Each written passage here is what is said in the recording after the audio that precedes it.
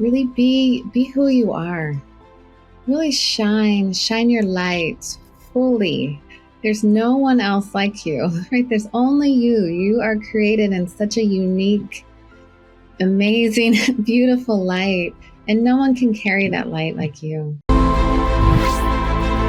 Greetings, everyone, and welcome to When the Moment Chooses You. And I am extremely excited today that we are going to be unpacking a compassionate, courageous conversation. This month, I decided to do something in particular about nurses, because nurses have been through quite a bit over the last 2 years.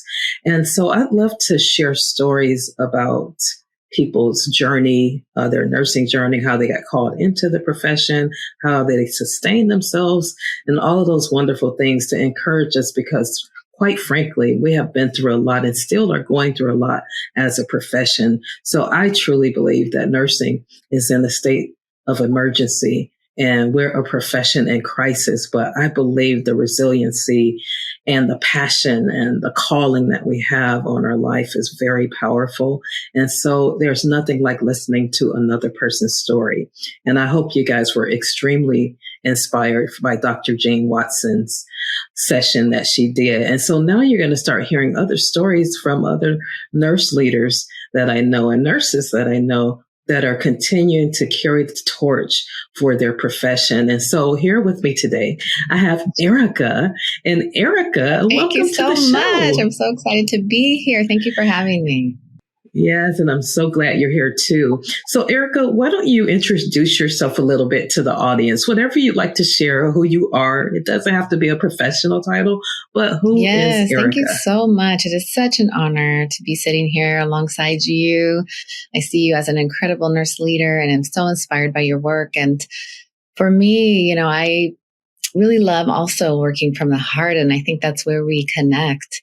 My mission in life is to really be a vessel of service to help with the healing and transformation of others to achieve their greatest potential, right? Their highest good, their greatest health, all of that. So I do so many things that I'm called upon to do in order to fulfill that mission. And yes, nursing is one of them, but there's so many areas within nursing and within healing that I have expanded on to help meet my purpose in life. Oh, that's wonderful. So tell me a little bit about your journey, how it all started as far as nursing in particular, and then how it transcended to these other areas. I would say nursing came really naturally to me. I'd always been someone who loved to nurture and care for the world. And my mother was one who carried that mission as well. And she wanted to be a nurse, but she never got to fulfill her mission. And so she always spoke about that and how much she'd wish she had completed her nursing. She did a couple of years in England and actually never finished, but she always instilled in me, I have so many gifts to share, to give to that world, to share with others, to be of service. She was always caring for people, always thinking of what she could do for that person or that person, how she can make that person smile and have a brighter day. And so growing up, I always was observing her and watching her in this journey. And she was always talking to me about that. And so when it came down to that question in high school from my high school counselor, what do you want to do?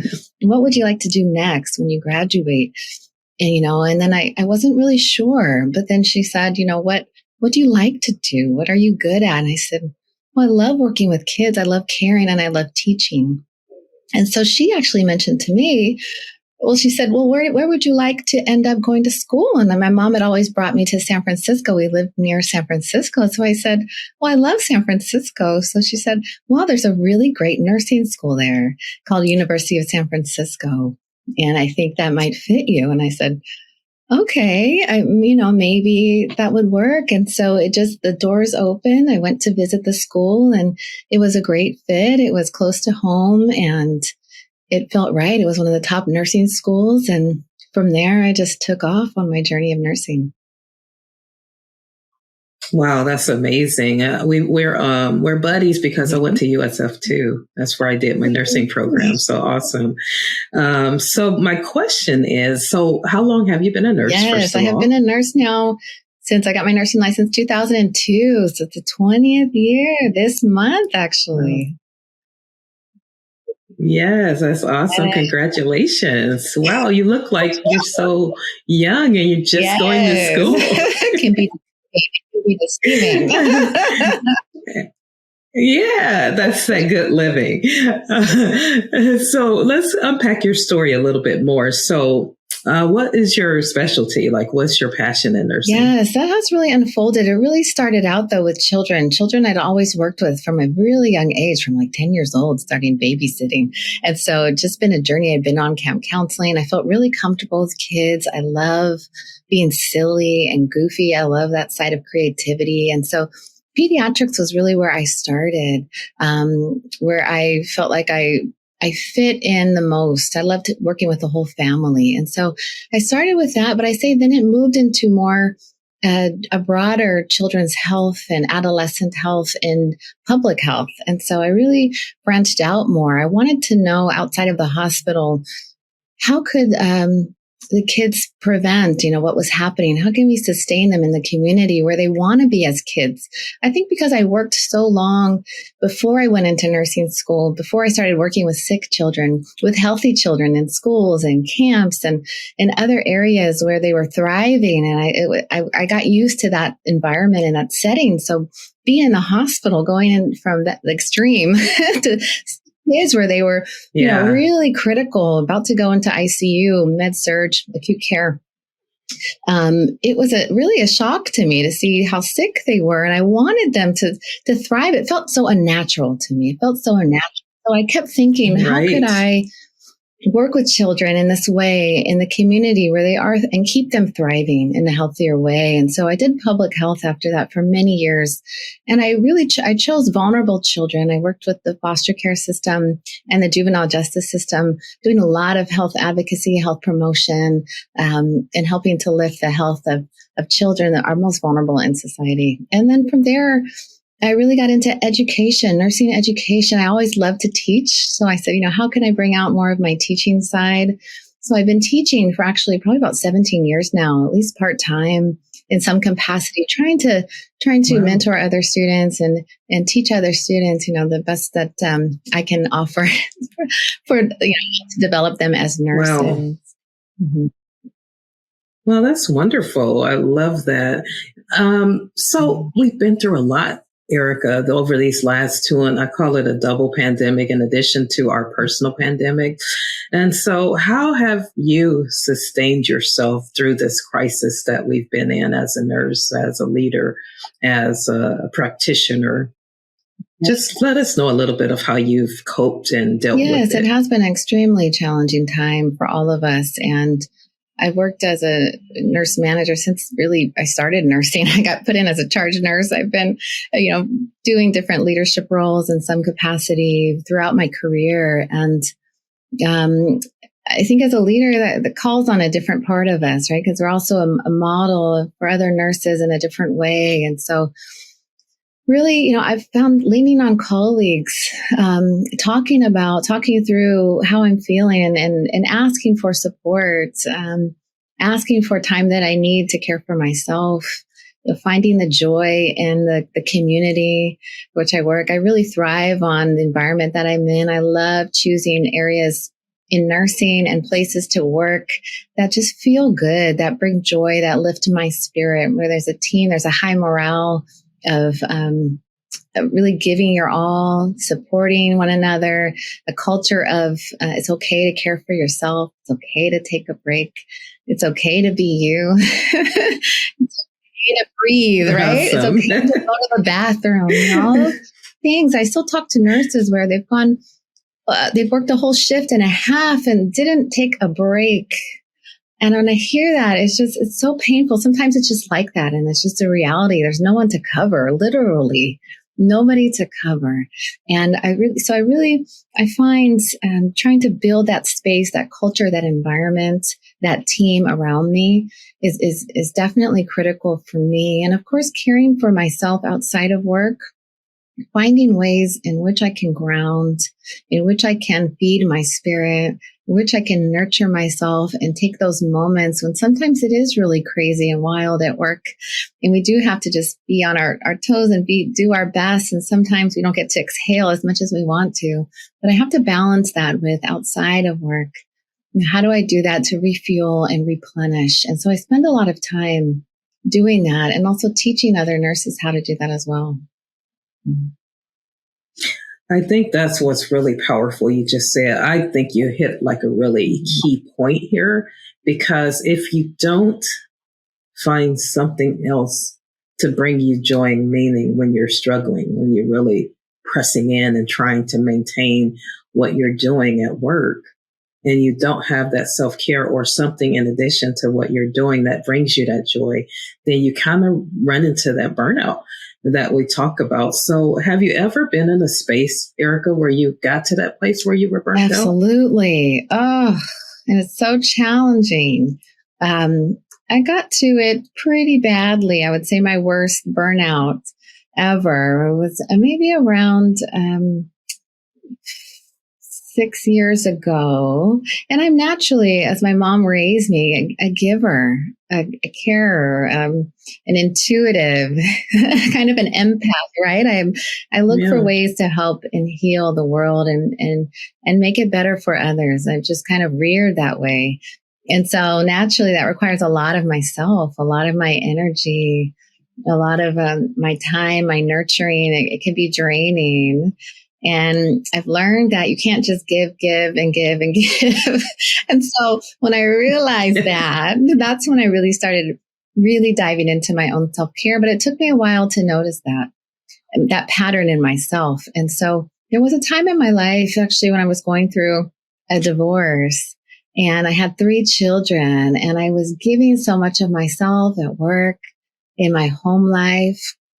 And then throwing in this huge crisis on top of it all, I was completely wiped out. And I really saw what burnout looks like. It's almost like I had nothing else to give.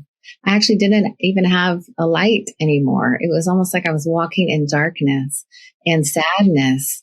And so I'm sure there was some depression on top of that. But the feeling was like I had nothing left. I had not given to myself. I had given to everyone, my students, clients, the systems I was working for, the communities, and my family, my children, and they just took everything.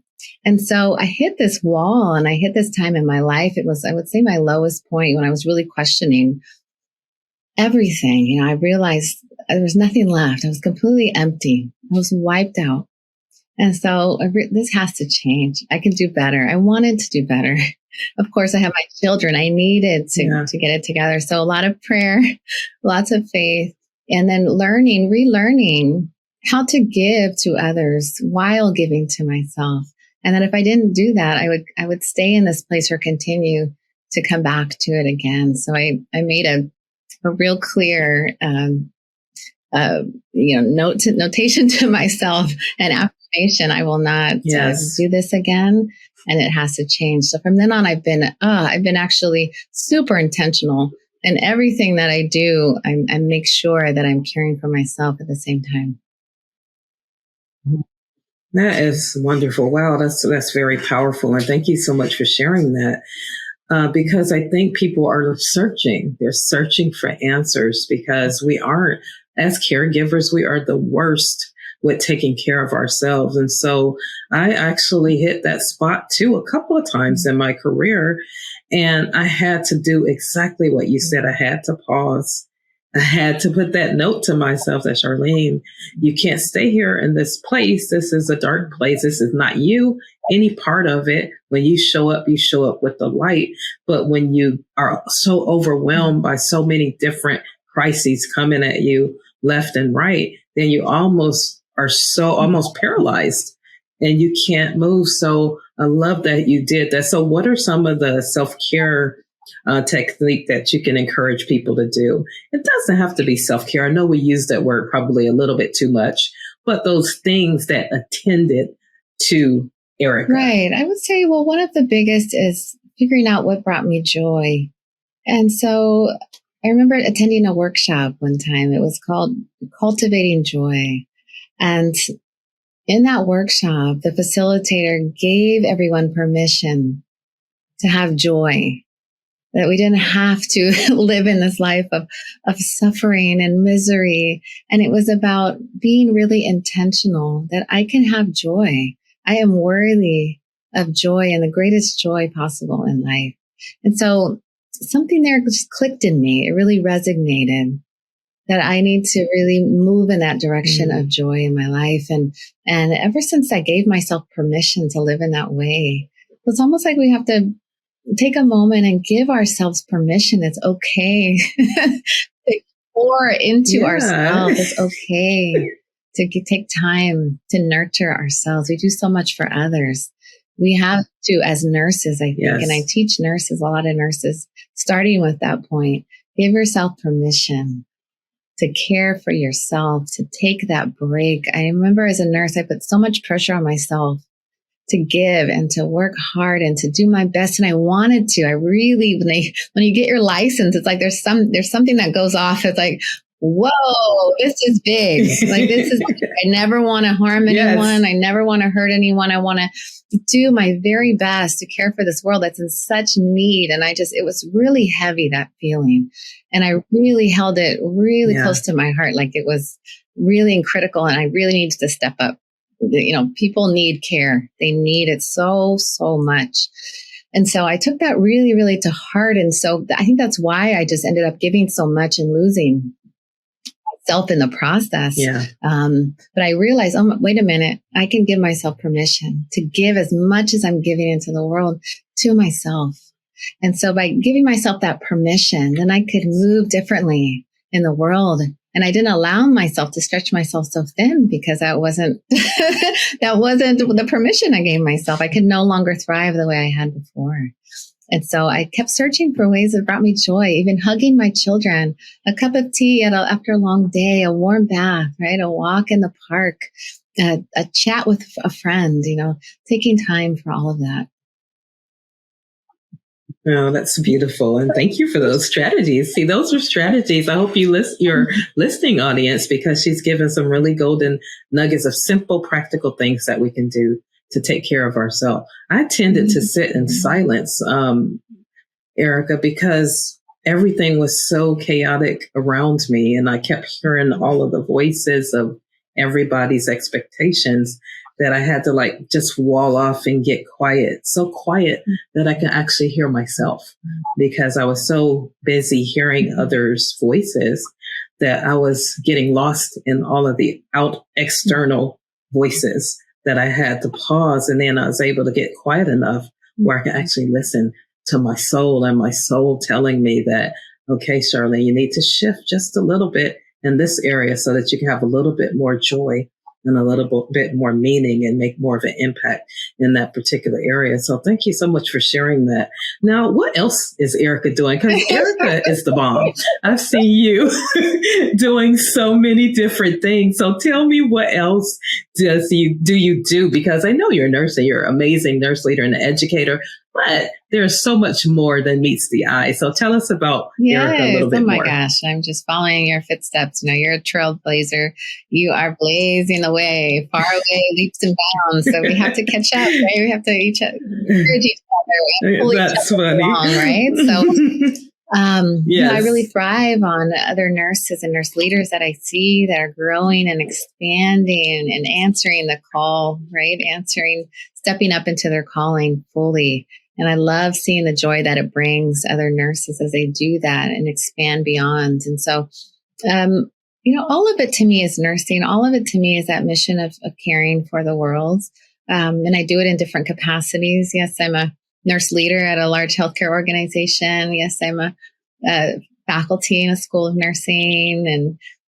And yes, I am a coach, a spiritual, energetic life coach, helping specifically really focusing on nurses struggling with burnout and helping them learn ways in which to better care for themselves, to better care for the world. So I love that work. I mentor lots of nurses. I love working in that area, helping students understand how to care for themselves, laying that foundation for the rest of their career.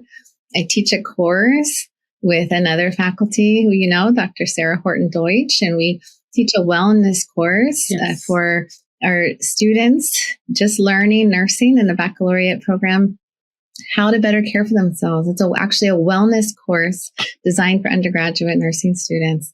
And just love that. Love seeing the light bulb go off in them as they start learning how to give themselves permission to care for themselves, and then starting to practice what that looks like in their day-to-day world in academia. And hopefully they'll be able to continue that beyond into their career. And I do massage, different modalities to bring healing to people, and Reiki. I do personal training and different health coaching, helping people just live healthier lives and thrive within that. Yeah. Mm-hmm. Brings me joy. Just helping others. I do work with a lot of women too, just on healing circles, creating spaces to allow people to unwind, be themselves, take a breath, and heal in those areas that they need to learn how to move differently in the world while pouring into themselves. Wow. Wow. You are a busy, powerful influencer in our world. And I'm so grateful to have this conversation with you. So before we end, I always ask my interview person, my guest, if they would let us know 3 things. It can be 3 pearls of wisdom. We are talking about the topic of the healthcare profession or nursing. Just pearls of wisdom that you could tell the listener that would encourage them or help them to sustain themselves in the midst of all of the different things that we're dealing with today. Yes. Well, I would say, one of the first things, and that I had to realize too on my journey, is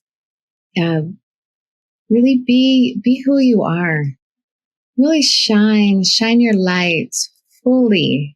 There's no one else like you, right? There's only you. You are created in such a unique, amazing, beautiful light, and no one can carry that light like you. Nobody. So there's no need to look for someone else to who you can be like, or to try and carry yourself and move like another person, but really find in you, what is your gift? What do you have to offer? And being that, stepping up, being authentic, speaking up, starting to practice speaking your voice, walking in your light, really owning who you are. I am Erica. I'm okay just as I am, and the world needs me. And so I just need to shine my light. So, the first thing, really shine your light, live authentically, and move in the world in that way. And I think as you do that, right, the next thing is really about, as you're shining your light, what is it that's making me light up more? So really discovering, asking yourself, really, right, who am I? Where am I needed? And what can I offer within that? And looking for what makes you light up, what gives you that spark, and really moving into that area, Once you know who you are, what you offer, that you're special, you have this light, then it's like, where am I lighting up? All throughout my career, it feels good here, I'm going here. It feels good, I'm going to go here. It feels great, I'm going to go here. And the doors kept opening and expanding throughout my journey of nursing. And then I would say, of course, once you have that light, and then taking the courage, right, to go in that direction of that light. And then, of course, sitting with yourself, feeding yourself, that you can continue to shine that light, doing the things you need in your life, giving yourself permission to care and to care for yourself, and then continuing to practice that as a consistency, right? A way that you need to do that in order to give in the way that you truly want to, and the way that the world needs you to give. Oh, that's beautiful. And then I didn't ask you, Erica, but can you talk to us about any barriers that you faced? I know there probably were several, but let us know a couple of barriers and obstacles that you faced that you really had to press to get through. Yeah, a ton, right? Oh my gosh. Time. I would say I was my worst enemy at times. So I really caught myself at one point talking to myself so negatively and almost like an inner critic, everything I did, the way that I spoke, the way that, oh, I missed that thing with that patient, that one thing, or, oh my God, I didn't say that one thing in that presentation. Oh, I forgot to call that one person. And I would just grill myself so much because again, nursing meant the world to me. I just took it so like I am going to be the best nurse I can be. And so the opposite side of that is really the darkness, the voices that said, you can't do that. Mm-mm. You shouldn't say that. Oh, there's no way. No, that project, that's not a good idea. Oh my gosh, you suck. And really, oh, it's so draining, those voices. So part of, stepping into joy and caring for myself was, and through, meditation, you talk about stillness. I think that's so key. Of course, I spend time in stillness and meditation and time. And I started observing myself in my mind and like, oh my God, nobody else is talking but me. Nobody's saying Nobody is saying any of this except for me. And once I realized that, it's like, okay, then I can change that. And I had to start doing affirmations regularly. I really had to change the habit of my mind to meet where I was rising to. So as I'm stepping into joy, my mind had to also move in that direction. It no longer worked for me to talk to myself so negatively. So I learned how to train myself to talk positive. That was a big barrier for me. That was really huge. The way that I was critical on myself. Mm-hmm. Yeah, I really think that's with a lot of people. We have that, and you called it the inner critic. It's one that I took this Women in Leadership program, and that was one of the chapters about the inner critic in you. And the way that I hear the inner critic so many times throughout the day, even that I have to like really address it. So I, in response to that, have trained myself to have an inner coach that says that I am enough, that says that I can do it. That just exactly what you were talking about. So I think so many people out there are listening to the inner critic, to that person, the other side of themselves that wants to keep them mediocre, keep them in the same spot. So that's powerful. Thank you so much for sharing that, because I really think that's a really great gem that people can take and start actually pausing and talking to yourself. It's not really a bad thing to talk to yourself, especially if those intrapersonal blocks, I call that the enemy within, is trying to talk to you and to not allow you to be the full expression of your greatness and who you really are. So any final words from you, Miss Erica? I would just say to, all those amazing caregivers, you got this. You got this. You're amazing. And don't forget that you are worthy of the greatest joy. Awesome. And then, Erica, what if some nurses or people want to get in touch with you? Do you have a place where they could contact you? I'd love for you to share. Absolutely. Feel free to reach out on Facebook. My name is Heart Luminations. So you'll find me under that, and it says Erica Hooper there. So Heart Luminations. And there's a link there to join a Facebook group called Nurse Yourself. And it's all about helping to inspire nurses to better care for themselves, from students to retired. Wow. That is awesome. Well, it has been such a pleasure. I feel like you're one of my spirit sisters. Like we connected instantly. And I just love the work that you're doing. You're being a bright, shining light everywhere that you are. So I just really thank you for your contributions to humanity. And your heart is so huge and it just oozes through the screen. So thank you for what you just shared. And I know that you're going to touch somebody's life with your message. Thank you so much. It's been my honor.